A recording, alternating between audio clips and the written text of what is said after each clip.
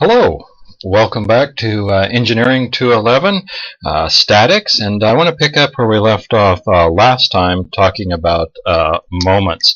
We had seen last time that essentially in 2D that we talked about the moment being equal to, started off not well there. Talked about the moment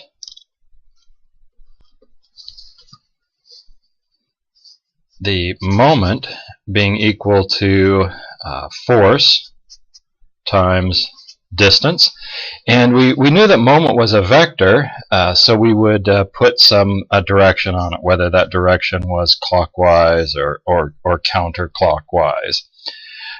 In 3D, we'll do this a little bit differently. We're going to use the cross product, an important tool, and we'll have to talk about it in and of itself for a bit. But in 3D, we'll be looking at the moment, and this was still a vector here, but you have then the magnitude. Let me be clear on this: the magnitude and the direction. But in 3D, we just say that the moment is equal to r crossed with f. Okay, so you have a position vector r and then the force vector f. So let's say that we have some body here and we're applying a force to it. So here we have some force applied to it. We can look at this r vector then, and we're going to take r and cross it with f if we're looking for the moment about O, which again is r crossed with f. So maybe indicate this as a cross product.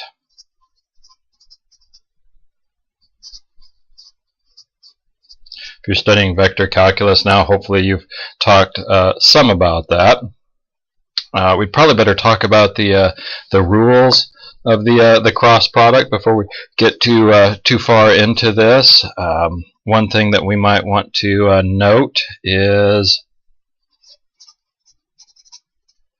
that taking a couple vectors, maybe vector A and vector B. This is a cross product to be used in a lot of things in dynamics and fluids, and not just statics, and these rules hold for any time that you do a cross product. But if we look at vector A crossed with vector B, that is not equal to vector B crossed with vector A. In fact, it would differ by a negative sign. So, for instance, if you do it in the wrong order and you want to try and save it real quick, just multiply your output by a -1. Maybe I could quantify that here. A crossed with B is equal to minus B crossed with A. Okay, let's look at some other rules as far as the cross product. Let's say that you've got some constant lowercase a times A crossed with B. We could say that that's equal to that constant A times A crossed with B, and it'd also be equal to A crossed with A B. Okay, so you can multiply a constant through fairly easily. As far as distributive, let's see, A crossed with B plus D. Not sure where C went there. Oops, I wrote C. Well, we'll use C anyway. So A crossed with B plus C is going to equal A crossed with B plus A crossed with C. Okay, so you have the distributive property there. Make sure I've done that right, since I was messing around with the different variables. A crossed with B plus C would be A crossed with B plus A crossed with C. Yes, that is correct. One thing you have to be very careful of, and I've noted this as we've gone through this, leading up to it, we've gone through looking at different coordinate systems, is you have to use a right-hand coordinate system. So if we talk about I, J, and k, of course I is the x direction, j is the y, and k is the z, has to be a right-hand system.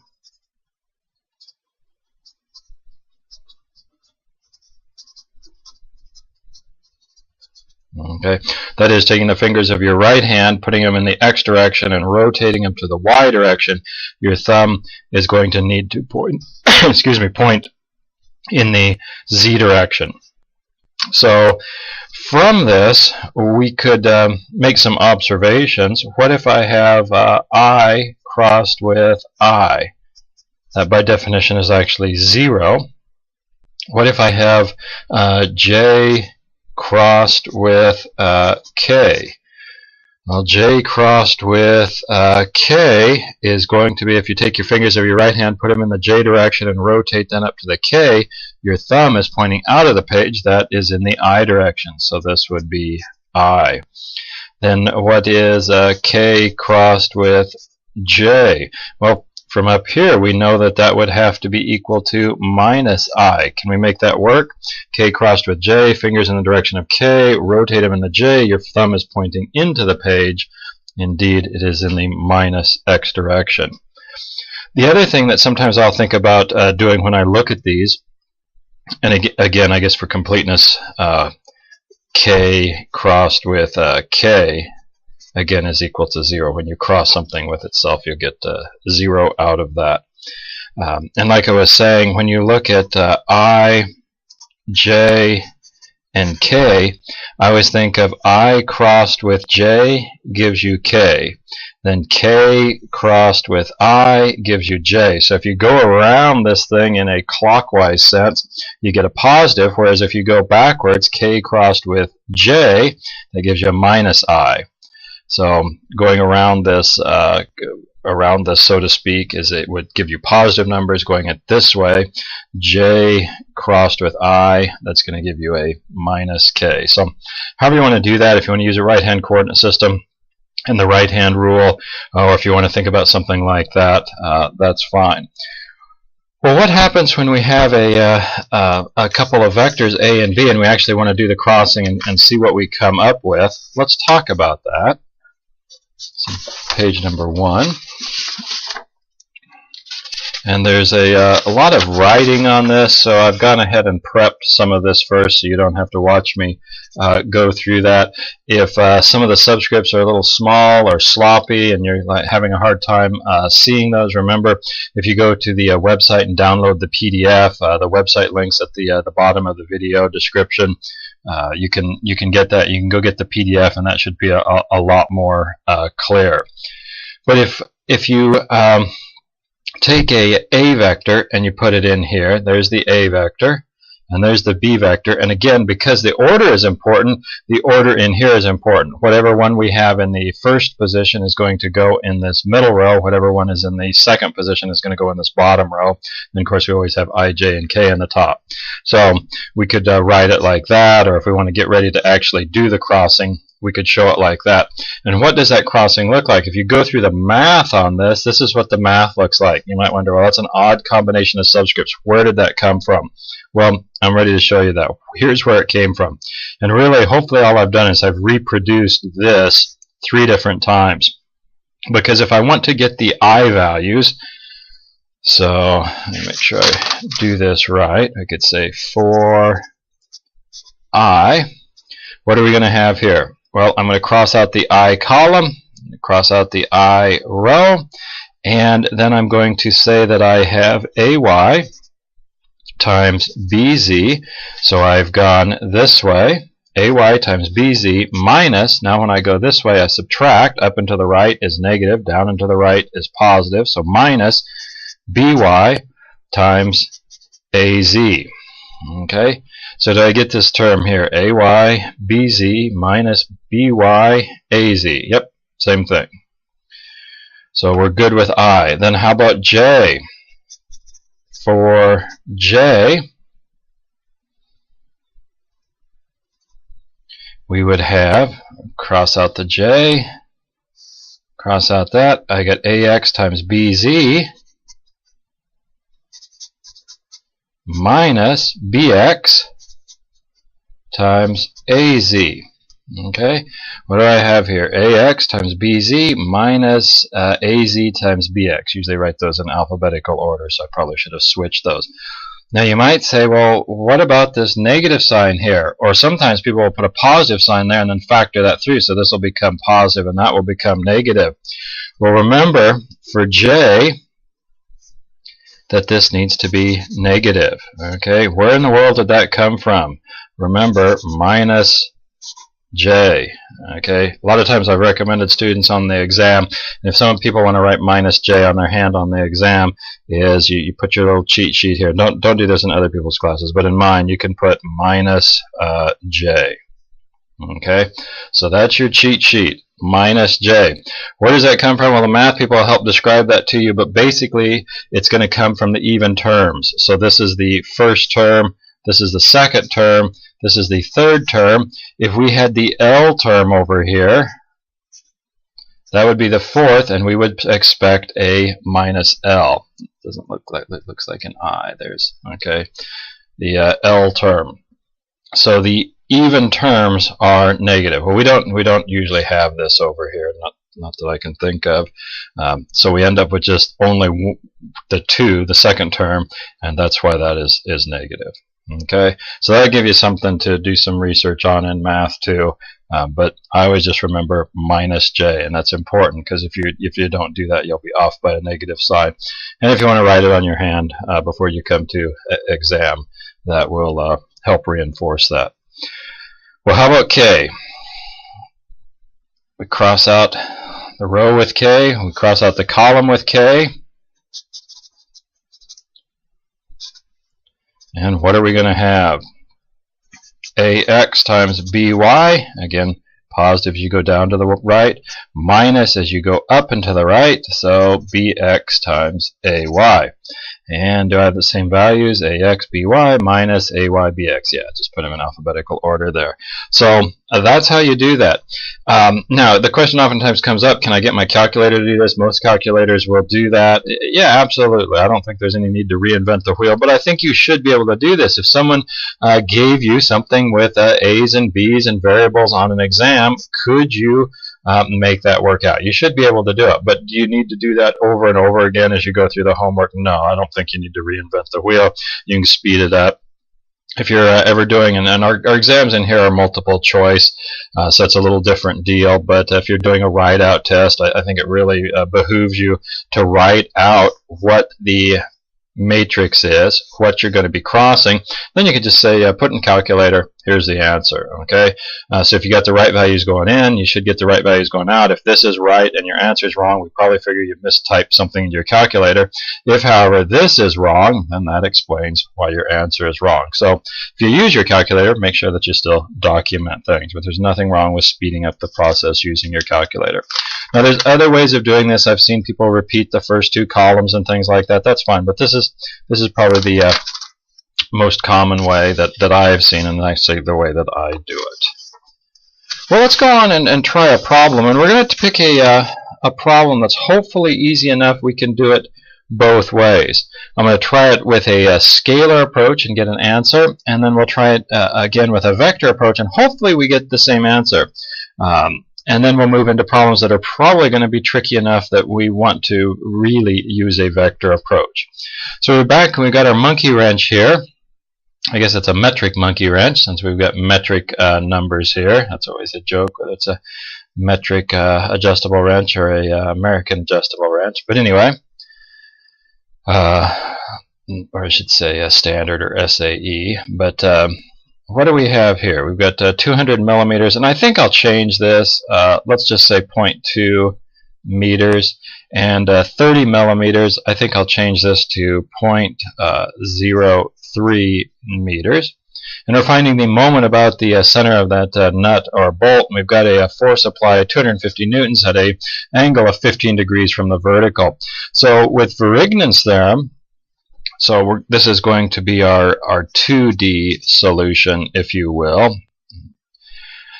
That we could break it up. We could say that we have some F1 component here and maybe some F2 component there. What's F1 going to be? F1 would be equal to 250 times the sine of 15 degrees is equal to, I think that runs out as 64.7 newtons. Then F2 would be equal to 250 times the cosine. Is that right? Yep. That's going to be that side over there, going to be the cosine of 15, which turns out to be 241.5 newtons. One too many significant figures there, but it's an intermediate step. We'll keep that. That should be the larger one because, yeah, it's almost predominantly in the vertical direction. I haven't drawn that very well. It looks a little more like 45, but it's actually 15, so we expect this number to be quite a bit higher. So, again, now breaking those up into the components, we can use Varignon's theorem. So the moment about, oh, why don't I take clockwise as positive, I could say, and we could take counterclockwise as positive. We'll mention how that would play out. But if I take clockwise as positive, I'm going to have F2 times the distance that acts through, which is 0.2, minus F1 times the distance that acts through, 0.03, aren't I?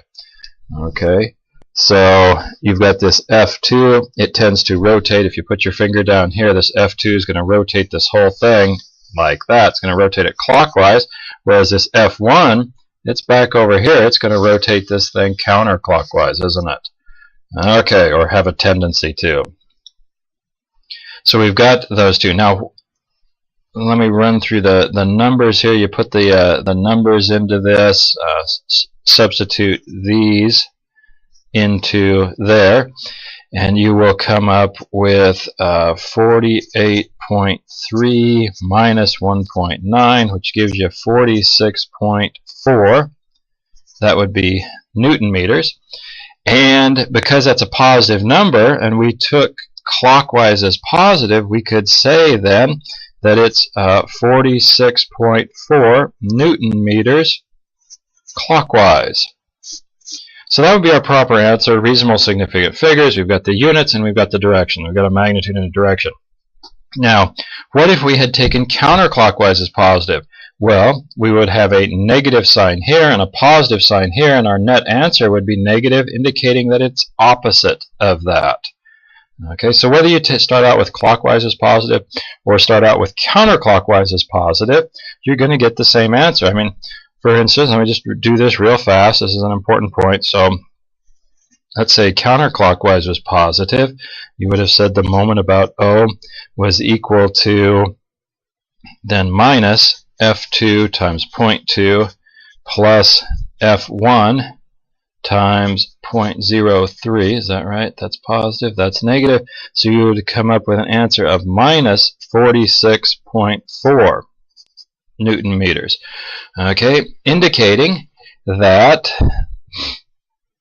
this negative sign means it's opposite that. What's opposite of counterclockwise is clockwise. So we would get back to this answer no matter what. Okay. Well, we'll talk about how this answer squares with the three-dimensional, the cross product answer when we get done with that. So let's see if we can do that. Let me look at the 3D problem. With a 3D problem, we're going to use that the moment is equal to, it's not a very good moment, not a very good M. That's worse.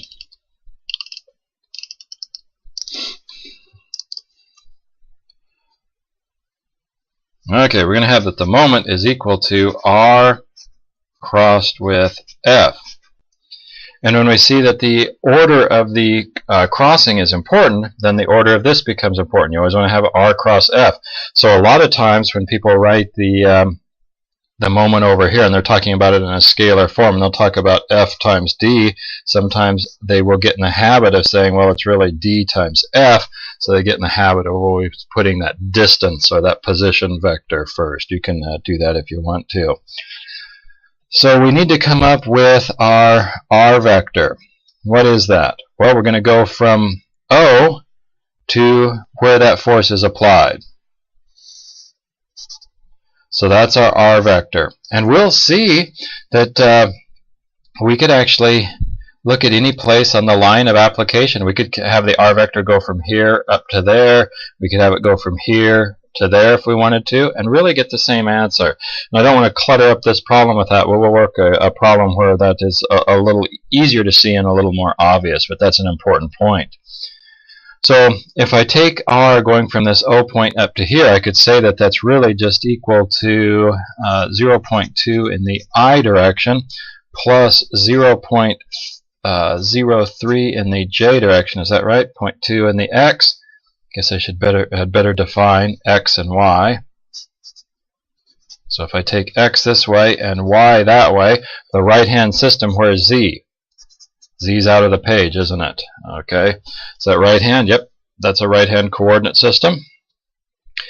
So to be clear here, I could say that I have 0 in the K direction, and that would actually be in meters. Then the force vector, what am I going to have there? Well, it looks like I've got F1, that this is in which direction? The minus X direction. So this is negative X, isn't it? So I'm going to have minus 64.7 in the I direction. And then what's this one? This F2, this is minus Y, isn't it? So minus 241.5 in the J direction.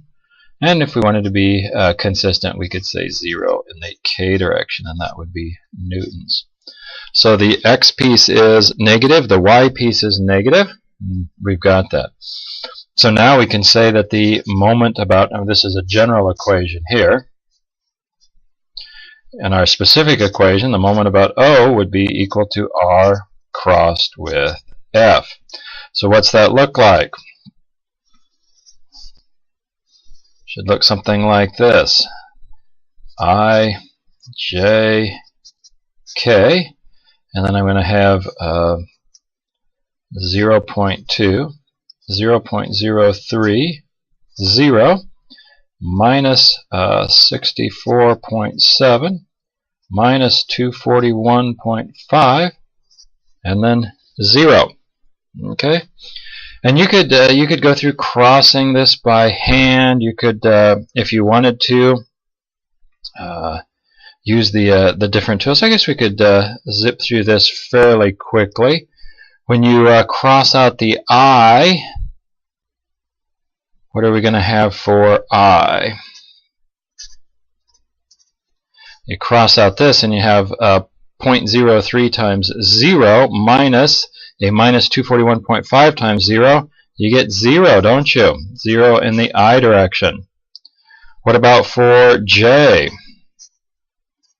What do we come up with for the J? So we're going to cross out the J, and we have 0.2 times 0 minus a minus 64.7 times 0. And I'm just going back and doing the exercise that we did here. That turns out to be 0, and remember that you have to put a negative in front of it, so we could highlight that as 0J, right? That's because 0.2 times 0 plus a minus 64.7 times 0 is 0. Put a negative sign in front of that for good measure. We always put it in front of the J. Of course, it's a moot issue with 0. Well, hopefully we net something with K, because we want this, we should be able to resolve it to that answer. What do we have then for K? So I get to cross this out and that out. And obviously, if once you've done this a few times, you'd probably recognize very quickly I and J are going to be 0 and just go directly to K. Well, what do you have at K? You've got 0.2 times a minus 241.5 minus a minus 64.7 times what? 0.03. Okay. So when you go through the math on this, this turns out to be equal to minus 48.3 in the K, plus a, because this is going to be negative, and then a negative, it gives you a positive 1.9, which gives you an answer of minus 46.6 0.4 Newton meters in the k direction. Maybe I'll put the k first. I can probably put it there. Okay, so that's our answer. Minus 46.4 in the k direction. Well, let's see. We've got reasonable significant figures. We've got our units. Now we have a bit of a problem. We're saying that this is clockwise and this is minus k. Can we resolve this? Well, minus k puts my vector going which way? Z, the z direction. Let me redraw this over here. X, y, and there's plus z, right? So minus k puts my vector going like that, doesn't it? So if you put your thumb in the direction of that vector, so your thumb is going into the page, which way is the rotation? Well, the rotation is like that, isn't it? Okay, so take the thumb of your right hand, put that in the direction, the minus k direction. So you got the minus k, so put your thumb in the minus k direction, and your fingers are going in this direction. It's a little bit hard to see this here with the paper and whatnot, but the thumb is in the minus z, the minus k direction, and your fingers are then rotating this way. And we recognize that. What would you call this? You'd call that clockwise, wouldn't you? So that's how we can get from this minus k notation here to this clockwise. So I would say that these are the same.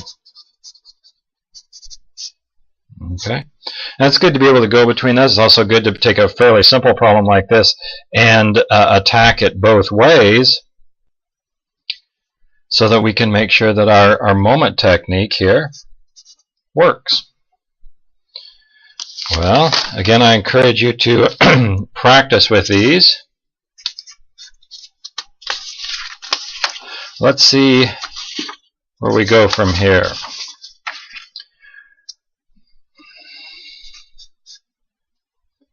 Well, a lot of times it's hard to see what's going on with the cross product. Yeah, we are very good with the tedium of doing the crossing. We know we were told the moment's equal to r cross with f, but what is really going on with this thing? Well, let's see. We could say that, I guess if we wanted to stick with the tedium here, we could talk a little bit about the moment about the if I broke this up and I did the cross product, if we talked about the I direction, that's really the moment about the x-axis, isn't it? So what's the moment about the x-axis? If I look at that, that's going to be ry times fz minus rz times fy. Okay. So if I go over here to this picture, and a lot of the versions of the textbook have a picture similar that's probably better than this. They spend a little more time and color on this and come up with a better picture. But let's say we explore this r vector here. There's your position vector going from this point. Here we're trying to find the moment about that point there. And we could break that into a x component, a y component, and a z component. And then this force is applied here, and I could break that force, this force here, into a x component, a y component, and a z component. So if I ask then about what's the moment about the x-axis, okay, what's the moment about the x-axis? And the reason I drew that arrow that way is if you put your thumb in the direction of the positive x, your fingers will wrap around it in that direction. What's causing rotation about that axis? Well, it would be this distance here times which one of these forces? F sub z, this force here, right? Isn't that acting through that distance? It is. Now this force is going parallel to the axis, so we don't see any fx in here. But what about this fy? What distance is it acting through? Well, it's acting through this distance here, which is the rz, isn't it? And while this one is rotating it in this direction, This one is rotating it against that. That's why we have a negative sign. What if we wanted for the j? That would be the same as saying the moment about the y-axis, wouldn't it? What would that be? Well, I'm going to say that I have Rx times Rx times Fz, and then minus Rx Fz minus Rz Fx, right? Now we have to be careful. Remember that j is negative, isn't it? So I had better put a negative here and a positive there. That's taking care of the minus j. We got it on our hand. It's got to be minus j. Get that in the camera. Minus j. So minus Rx Fz plus Rz Fx. Well, where does that show up? That's the moment about the y-axis. So let's see. Take your right hand. That is going like, I get that right here. We got the right hand thumb in that direction, so it's coming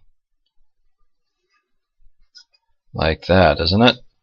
Take your right hand. Make sure you use your right hand. That's the one that doesn't have minus j on it. So right hand, yes. So it's around there. So what do we have? We should have fx. There's your fx times the distance that goes through.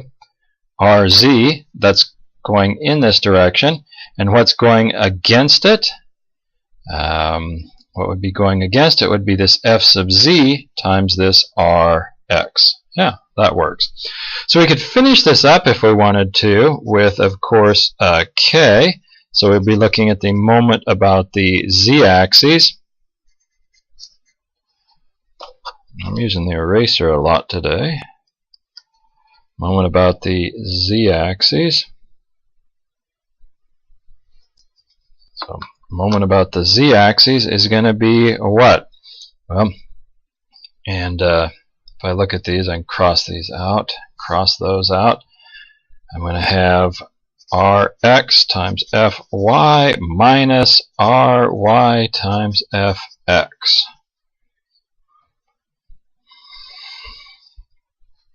So if I look about the z-axis, my right hand thumb in the direction of z, it's going about that way, isn't it? So I'm going to take what? This fx, or yeah, excuse me, this fy times rx.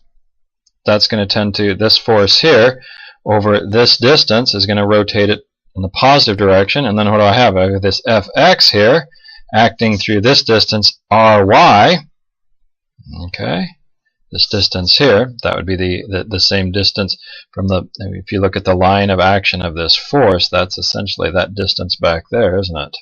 Okay, Ry, and that's going against that. So if you're wondering, well, how in the world does this work out? This is, these two things are hopefully very useful. In the end, if you struggle with that and think, my goodness, I hope I never have to sort that out, you can still tackle a lot of problems if you just define the r vector, you just define the f vector, and let the crossing take care of itself. But if you really go through it, you can see where all of these pieces come from. Well, let's see what we have here. I think that is a pretty good stopping point. We will leave the rest for next time as we continue to work more problems. Now that we've got the rules for the cross product done, we've a little more comfortable. We've done this example here where we did it in 2 dimension and 3 dimensions, so we've got some confidence in our methodology. We can start to attack some more problems. So that's where we will go next time we get together. Thank you for watching, and take care till then.